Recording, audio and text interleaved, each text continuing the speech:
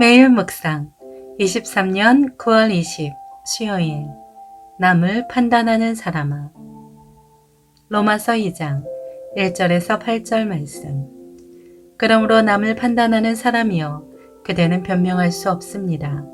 그대는 남을 판단하는 것으로 그대 스스로를 정죄하고 있습니다. 남을 판단하는 그대가 똑같은 일들을 행하기 때문입니다.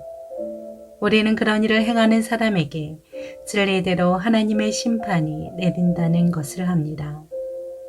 그런 일을 행하는 사람을 판단하면서 똑같은 일을 행하는 사람이요, 그대가 하나님의 심판을 피할 수 있을 줄로 생각합니까? 아니면 하나님의 인자하심이 그대를 회개로 이끄는 것을 알지 못하고 그분의 인자하심과 용납하심과 오래 참으심의 풍성함을 멸시합니까?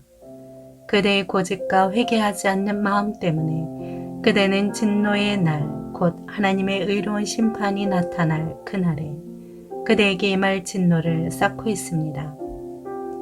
하나님께서는 각 사람에게 그의 행위에 따라 갚아주실 것입니다.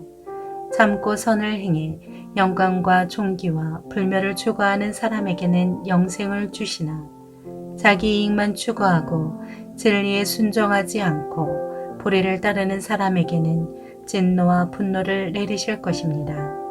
아멘. 묵상 길잡이.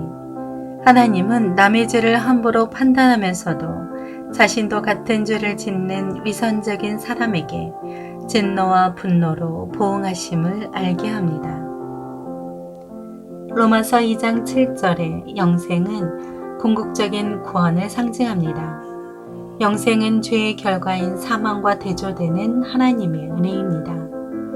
영생은 이 땅에서의 삶이 무한정 늘어나는 불사가 아닌 죄와 사망의 권세로부터 완전히 해방되는 것, 천국에서 온전한 생명을 누리는 것을 뜻합니다. 인간은 누구나 자신의 죄보다 다른 사람의 죄에 더욱 민감합니다. 자신도 짓고 있는 죄를 다른 사람이 짓는 것을 보면 절대 용납하지 않고 정죄하며 비판합니다. 바울은 그런 위선에 대해 경고합니다. 첫째, 자기 죄부터 살피라. 다른 사람이 어떤 죄를 잘 보는 사람도 그 죄로부터 완벽히 자유롭지 못합니다. 사람은 누구나 언제나 자신이 판단하고 비판한 사람과 똑같은 죄를 저지를 수 있습니다. 그렇게 될 때 하나님의 심판을 피할 수 없습니다. 우리는 다른 사람을 정죄할 시간에 자신의 죄를 먼저 돌아보아야 합니다. 둘째, 하나님을 멸시하지 말라. 바울은 하나님의 인자하심을 이용해 자기 죄를 더하는 사람들이 반드시 심판받는다고 경고했습니다. 그리고 그들이 하나님의 인자하심과 용납하심과 길이 참으심을 멸시하고 있다고 지적했습니다. 우리는 하나님이 즉시 정죄하지 않으시고 회개의 기회를 주실 때 그 은혜를 멸시하면 안 됩니다. 셋째, 하나님의 판단을 알라. 인간의 삶을 궁극적으로 평가하시는 분은 공의의 하나님밖에 없습니다. 하나님은 우리 삶의 모든 것을 보시고 판단하십니다. 그러므로 우리는 사람의 시선이나 평가보다 하나님의 판단을 절대적으로 중요하게 여겨야 합니다.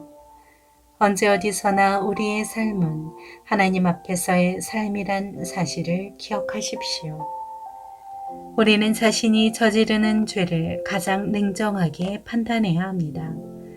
그래야 함부로 다른 사람의 죄를 판단하거나 누군가를 정죄하지 않을 수 있습니다. 우리 마음과 행동을 모두 하시는 하나님의 시선을 의식하며 매일 의와 거룩함으로 진리를 행할 수 있도록 열심을 내십시오. 삶의 적용. 자기 눈의 들보를 보라. 우리가 봐야 할 것은 자신입니다. 주님의 말씀은 나에게 거울로 주신 것입니다. 자신을 먼저 보아야 합니다. 주님은 내 눈의 들보를 보라고 하십니다. 내가 어찌하여 내 형제를 비판하느냐? 어찌하여 내 형제를 업신여기느냐? 우리가 다 하나님의 심판 앞에 서리라. 로마서 14장 10절 말씀을 기억해 보십시오. 내 눈의 들보를 보고 타인의 부족함을 이해할 수 있는 넓은 날개를 준비합시다. 그 날개로 많은 것을 품을 수 있도록 말입니다.